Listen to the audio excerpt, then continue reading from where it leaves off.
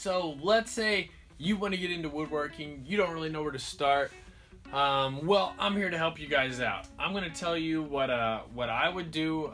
Let's hold up. I make a lot of small stuff, various home decor, just totally random stuff. I don't make a lot of big things. I don't do construction or anything. I don't make a whole lot of furniture.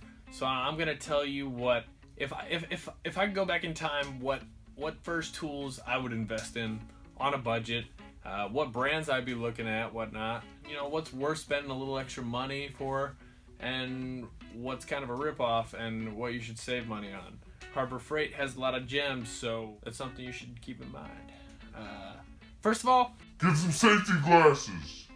Also, you're gonna need a square of some kind. I prefer this kind just because it's a lot more versatile. I don't know, for some reason I find a lot more uses for this than I do for this. But this is still good. This is what I used for 3 years, and that did the job. Circular saw. It is extremely versatile.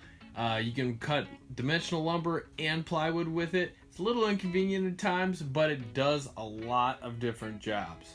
Sooner or later, you're going to need to cut some curves or something of that nature. It does a lot of different jobs, but a jigsaw is vital to the workshop. Clamps are a woodworker's best friend. You always need an extra set of hands. Here they are. These are only like $3 a piece from Harbor Freight.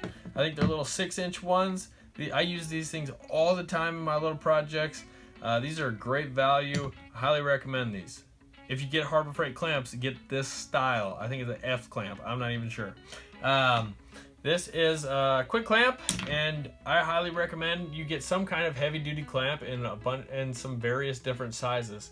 You're going to use clamps all the time, and it's important that you get some heavy-duty ones and also some small handy ones. Drills are also extremely important. You're going to need at least one. An impact driver is a luxury, but you need at least one drill. You also need a drill bit kit with a bunch of different size drill bits. You also need probably a spade bit kit where you can make some larger holes. You're gonna need a tape measure. There is no doubt about it.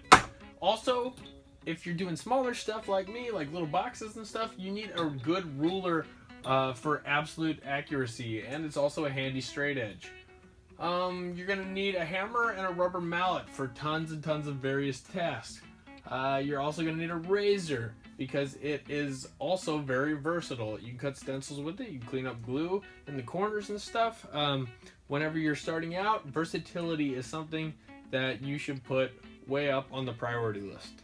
Speaking of versatility, the router is probably the most versatile tool of them all. You can cut perfect circles, you can make dados, you can substitute it in the place of a planer or joiner, and you can make jigs to flatten boards that are warped.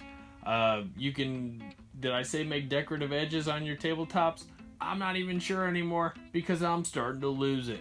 Lastly, you're gonna need some quality wood glue. I recommend Type-On 3 and a Orbital Sander, because Orbital Sander is probably the most versatile of the sanders. You can do heavy sanding, you can do finishing sanding. It is a great tool to have. If you think woodworking is fun and you really want to get into it, I definitely recommend a table saw.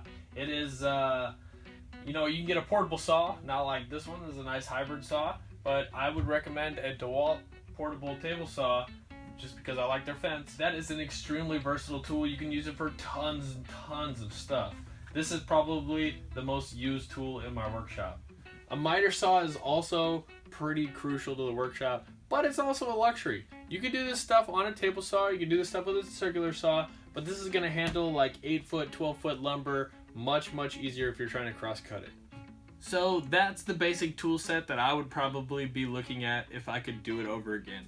I would be looking at 3 brands in particular, and that is Ryobi, Porter Cable, and Cobalt, because I feel like those brands are good value for the price, especially Ryobi, because while you're not going to maybe not get the quality of the Porter Cable and Cobalt, they have tons and tons of different tools that go with their cordless line, and it's great for the homeowner. You could get your drill and your jigsaw, whatever, and then you could also get a weed whacker for the yard. So I would probably go with Ryobi if I were to do it again. I wasn't totally sure if it's something I wanted to really get into. It's something worth thinking about. So with those tools, you can make a ton of different things. And with the profit you make from selling those things, you can keep upgrading your shop as you want. If it's something you want to get into. I could not afford that table saw right there, but I made a $600, $700 walnut table, and it pretty much paid for itself in one project. You can look at it that way, if that makes your wife or husband feel better. Research your sites. Make sure you read reviews on the tools you're looking at. Make sure you try to get quality for the price. Like I said, Harbor Freight has a ton of awesome tools that are like only a couple dollars. That they also have a lot of bad tools, so make sure you read the reviews and see what people are saying about it. I hope you guys learned something. If you're thinking about getting into woodworking, good luck, best of luck, and if you like this video, subscribe. I'll keep trying to pump out some more content for you, and I'll see you later.